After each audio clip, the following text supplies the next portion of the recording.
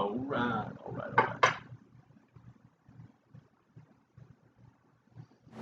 And we are live. What's going on? Oh my gosh. Okay, chock full of so much content in that episode. It was crazy, okay? A lot of plot points that are progressively getting towards the final battle, and a lot of stuff happened. So, hold on one moment.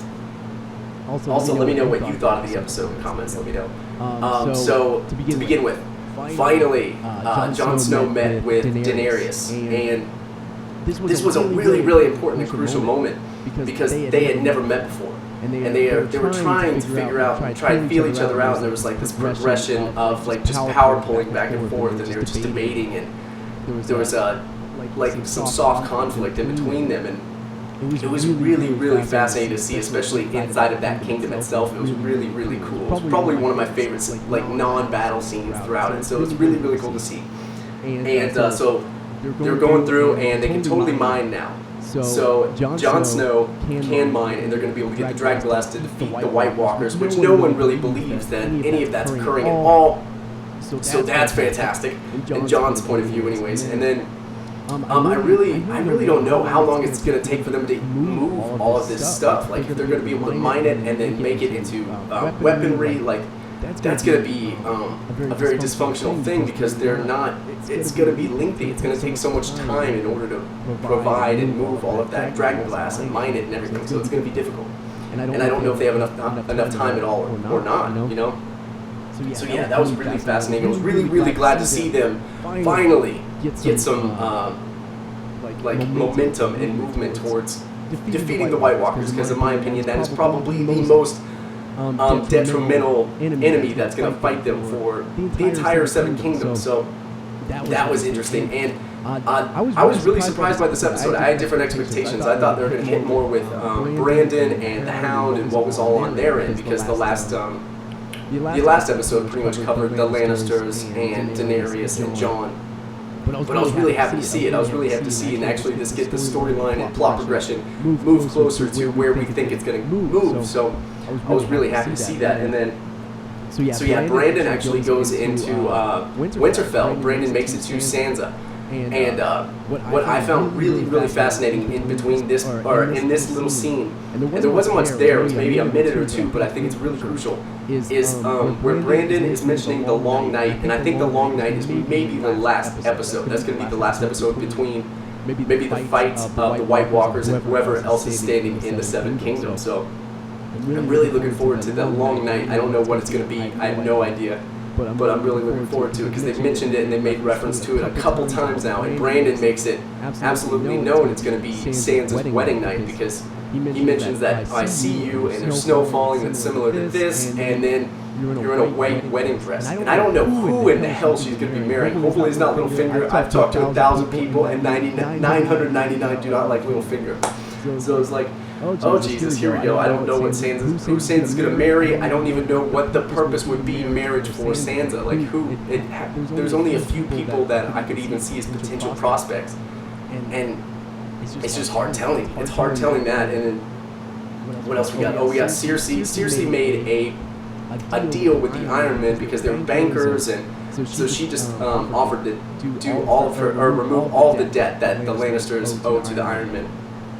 And yeah, so that was a big move, I think, because then they acquired their allegiance right there. So I thought that was really fascinating to see too. And yeah, not much of the Hound was on here. I was trying to think of other people that you just didn't see much of. You didn't see much of Brienne really, and then there's a few other ones. But one of the most notable scenes is where the Unsullied take Casterly Rock, and the Lannisters play into exactly what they thought Tyrion was going to do, and it came out on top for the Lannisters. It put pretty much, if you had the entire Seven Kingdoms on a percentage scale of who's in favor of winning now, it definitely helped the Lannisters exorbitantly, because the Unsullied are trapped at Casterly Rock right now because they're surrounded by Euron. And pretty much the Lannisters' army is intact by like fourfold. So the Unsullied are sitting right there, and their boats are burnt. They're just going to have to march across Westeros. and then they're going to be vulnerable. They're going to be weak because they're going to be pinned down for a really long time. So, and Jamie pulled that from Robb Stark's Bag of Tricks. I thought that was really fascinating to see. And then meanwhile, while the Unsullied were taking Castle Rock, and it wasn't really benefiting them at all, it was more of a liability because they can't really control both because they just don't have the numbers. So they doubled down and they went and took House Tyrell. Meanwhile, while the Unsullied were taking Casterly Rock, and it was just a baller move in war strategy. It was really fascinating to see that. Like, it was really, really badass. So, but yeah, you guys gotta let me know what was your favorite part of this episode.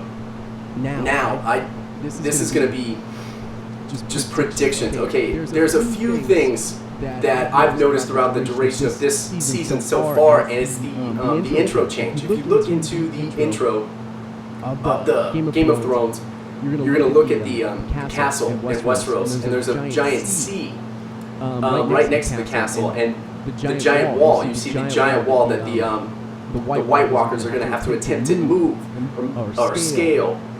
But if you look at the sea right across from it, it's actually frozen over. So if you look at that and you kind of assess what I think is going to happen in this anyways, is that wall doesn't matter anymore. The sea is frozen, so they're just going to walk right around the wall. And that makes it even more crucial for Jon Snow to have this weaponry that's derived from Dragonstone.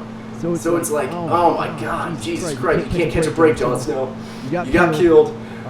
Finally, Daenerys kind of acquiesced and allowed you to mine, and she just thinks it's full Aaron, but whatever, it's going to benefit the North, definitely. So that was really great to see that he got the stone, but I really think that the wall just is a non-issue anymore. It's not going to be important at all. It's going to be the requirement of Dragonglass. So I thought that was crazy. And then yeah, so Euron just pledged or showed his allegiance towards it too, which was fucking crazy. He captured Dorne and I think it's Yara, whatever, Greyjoy. So he captured both of them. And the brutality between Cersei of how she poisoned the Dornish daughter was just insanity. That is so corrupt and megalomaniac-ish. It's so crazy, dude. That was, I thought, beyond just so brutal, man. So, and she's gonna have to sit there and the rest of her days and look at her decaying daughter. It's just, oh man, it's messed up. So Cersei, I think, is just losing her damn mind. She's being brazen with opening doors when she just slept with Jaime. Like, it's crazy, man. It's crazy. And yeah, I just don't know what to think about. What to think about Cersei's movement. It's just, what are you gonna do? Like, you can't. She's this crazy queen right now, and she's just making unpredictable moves. So it's like, it's really insane to see. And then my prediction for next episode, man, I don't know. They're gonna have to quickly acquire that Dragonglass because I think the White Walkers are pretty much on the precipice of getting to the north. And then I'd really like to see what Miss Andra is thinking about, like the acquirement of Jon Snow as an ally. I'm really interested in seeing that because she's pretty much been spot on the entire time. And yeah, that's pretty much what all the stops were with this episode, and it was an incredible episode. I freaking loved it. A lot of ground was moved, and it set a lot of things in place.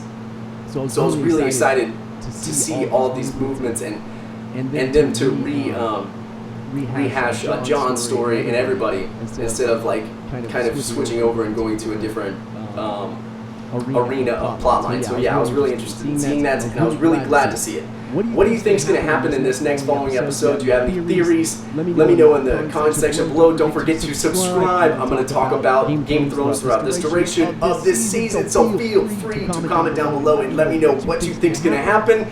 And until next time, this has been Matthew Benjamin with the American Movie Podcast. Podcast brought to you by Audible. On it, all those links are down below, so feel free to check those out. And thank you so much for watching. Deeply, deeply appreciate it. I'm going to pick one of my favorite comments out of this comment section, so let me know, and I'll announce it on the next episode, so feel free to do that. So, until next time, I bid thee adieu. Bye, bye, bye, bye, bye. Ciao, ciao, ciao, ciao, ciao.